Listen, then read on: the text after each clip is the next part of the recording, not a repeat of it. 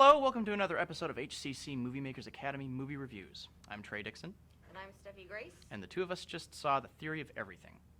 The Theory of Everything is the new biographical drama from director James Marsh. It stars Eddie Redmayne, Felicity Jones, Harry Lloyd, David Thewlis, and Emily Watson.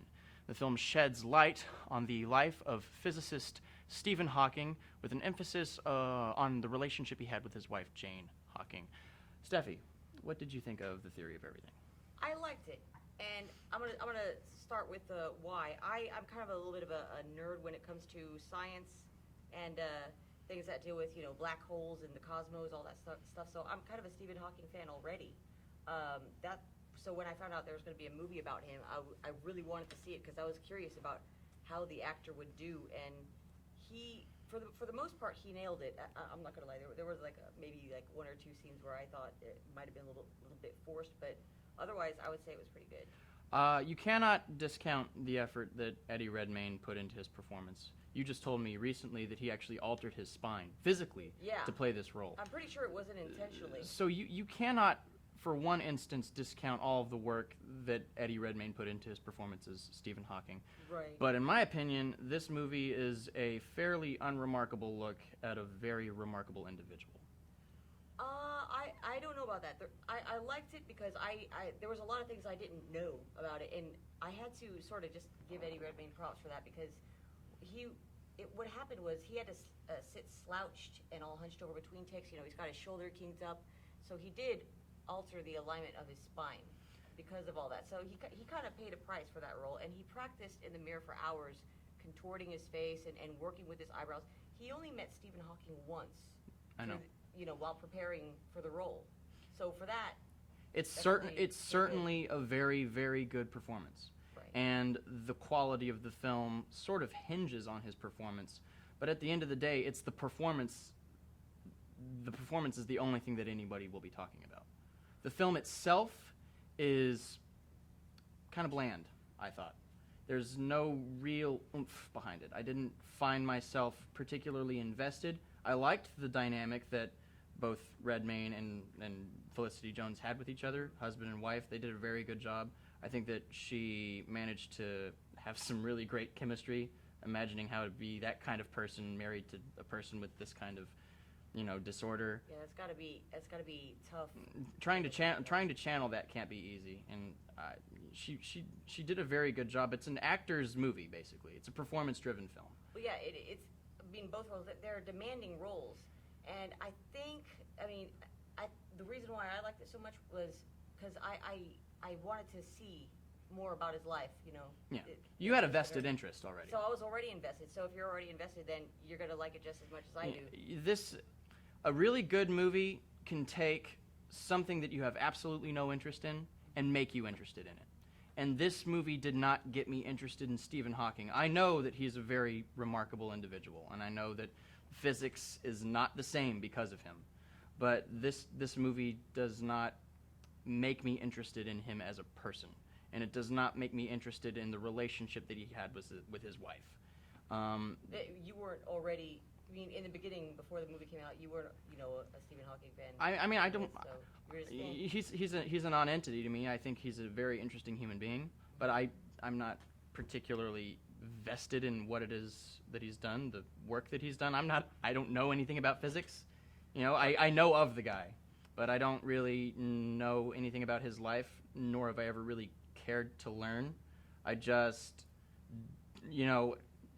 this movie, if done better, could take this person that I essentially knew very little about, like I didn't even know it was motor neuron disease that he had, and Lou Gehrig's is it is. essentially. I didn't know that that's actually the name of the disease, but it could have taken something that I didn't know anything about and make me interested in it. And at the end of the day, I feel no need to go back and revisit this movie. Okay. Well, see, the thing is, I've seen footage of. I was just really fascinated by the actor. Oh yeah, no. So and I've seen footage of Stephen Hawking when he was very young. When he was already wheelchair bound and before he actually lost his ability to. And that was interesting. Watching he portrayed that, like he nailed that on the head. Watching the transformation from young Stephen Hawking as a student in Cambridge to developing Lou Gehrig's disease and then gradually devolving into the guy who's now bound in a wheelchair. That whole, that was probably encompassed in the first 40 minutes. And I was interested for the first 40 minutes because you were watching him change. But then at some point that cuts off and the movie then becomes more about the relationship that he has with his wife. And none of that was interesting. I don't think any of that was interesting at all. But the first 40 minutes were really well done, and I was engaged up until a point. Right, and then it just turned into a romantic drama. Yeah, it kind of just pumped the brakes, and I was kind of just sitting there. And it's a good-looking movie, but it's edited the same way that any of these Oscar bait movies would be edited, which, by the way, that's essentially what this movie is. It's Oscar bait. It's a biography about a really renowned individual, and it's got a really, really strong character-driven performance. It's Oscar bait. It doesn't make it a bad movie. It just makes it something that no one will talk about that is getting way more recognition than it really deserves, I think. I wanted to bring up something. I noticed that I was reading up on it, and I saw that the budget was $15 million. Yes. And I was trying to see I read that.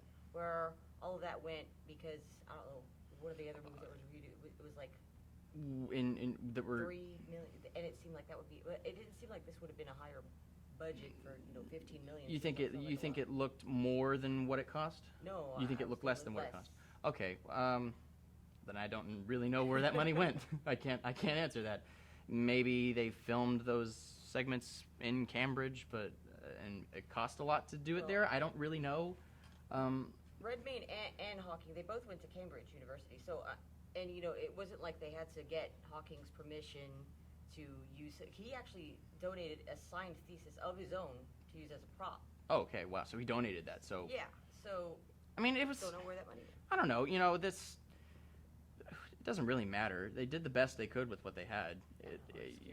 It's a neat aspect, but the look of the film is not enough to get you interested. It's what you would generally expect from a movie that came out in the season that it came out.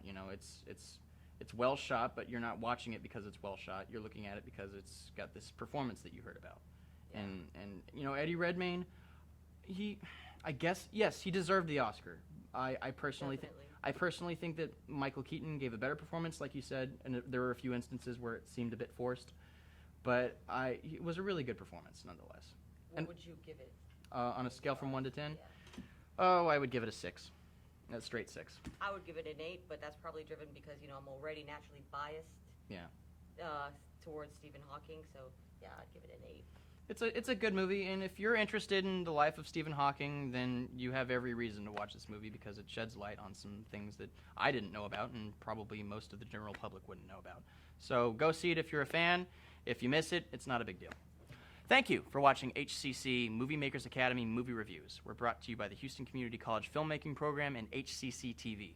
We love movies, and if you love movies, then check out our channel on YouTube and subscribe if you'd like some more alerts to videos just like this one. As always, thank you so much for watching, and we will see you next time.